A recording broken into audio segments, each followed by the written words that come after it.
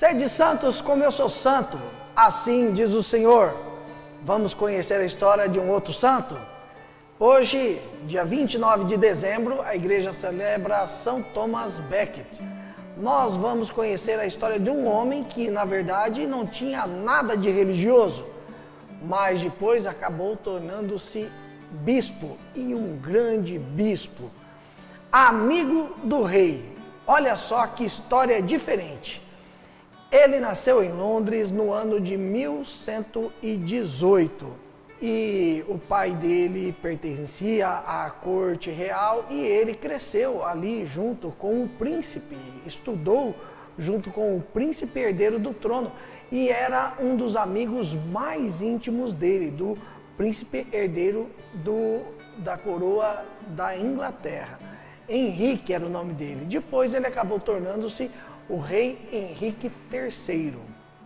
Muito bem, ele cresceu, estudou junto com o rei e ele era um homem de um caráter excepcional, muito correto, uma conduta muito correta, um homem que nunca mentia, segundo diziam as pessoas que o conheciam, nunca mentia.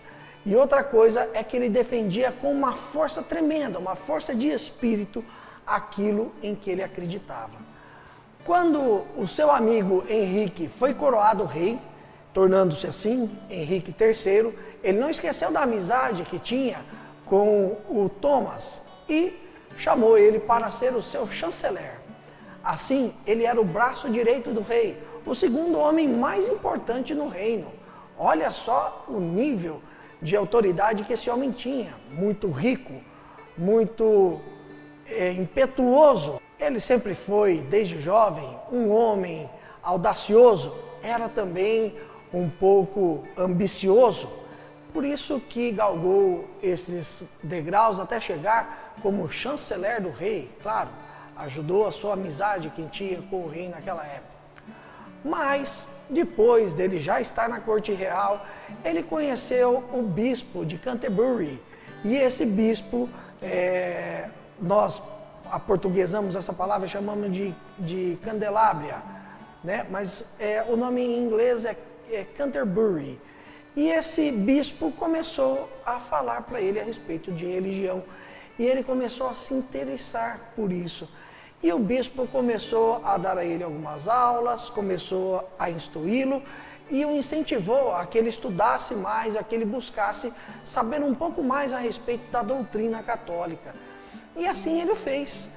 E chegou a um ponto em que ele se encantou, escutou o seu chamado, viu o que de fato Deus queria para ele e ele resolveu largar a vida dele na corte real, a vida política dele, e ele foi ordenado diácono por esse bispo, e ele também se tornou o arcidiácono do bispo, ou seja, o primeiro diácono, o diácono que ficava o tempo todo ao lado do bispo. Com a morte do bispo, o Papa da época, Alexandre III, autorizou o rei da Inglaterra a que ele escolhesse o bispo para aquela importante diocese, para aquela importante arquidiocese da Inglaterra, de Candelabria ou Canterbury. E assim, o rei não pensou duas vezes, o melhor amigo dele tinha se tornado diácono, pois ele pediu para que o Papa ordenasse o Thomas como bispo da Candelabria. E assim, ele, que era diácono, foi ordenado no ano de 1162. Ele foi ordenado sacerdote. Um dia depois de ter sido ordenado sacerdote, foi sagrado bispo de tão importante arquidiocese da Inglaterra. Porém, o rei começou a tomar umas decisões um tanto quanto erradas. E ele queria, na verdade, com esse amigo dele, sendo bispo da diocese mais importante da Inglaterra, ele queria, na verdade, controlar a igreja, fazer com que a igreja estivesse debaixo do seu poder.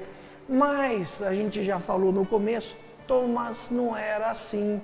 Ele era um cara que defendia com muita força o que ele acreditava. E ele acreditava que a igreja era soberana, porque a igreja, na verdade, era o corpo místico de nosso Senhor Jesus Cristo. E assim, ele via que nenhum poder humano, mundano, poderia sobrepujar a vontade de Deus. E ele começou a bater de frente com o rei. O rei ficou muito bravo que o seu principal amigo, o seu melhor amigo, estava agora lhe fazendo oposição, e ainda num cargo tão importante, tão influente, e começou a perseguir o nosso querido bispo Thomas. E o bispo, com medo de morrer, temendo pela morte, fugiu para a França. Na França, ele teve um amparo, um asilo político, por assim dizer, do rei da época, que era o rei Luís VII. E assim, ele ficou um tempo na França, exilado, o rei da França dando guarida a ele, e depois, por intermédio ainda do Papa Alexandre III, junto com o rei, conseguiram um acordo de paz com o rei da Inglaterra para que o Dom Thomas, na época o bispo, Dom Thomas, pudesse voltar para a sua diocese. Conseguiu, mas o rei ainda queria que o bispo estivesse totalmente obediente às suas ordens e não ao Papa.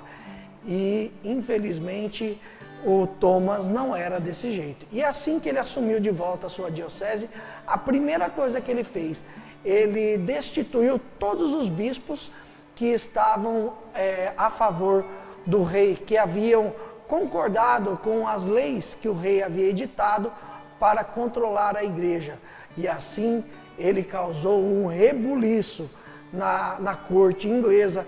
E o rei um dia declarou: como é que essas pessoas que comem do meu pão ainda não me ajudam a me livrar desse padre terrível?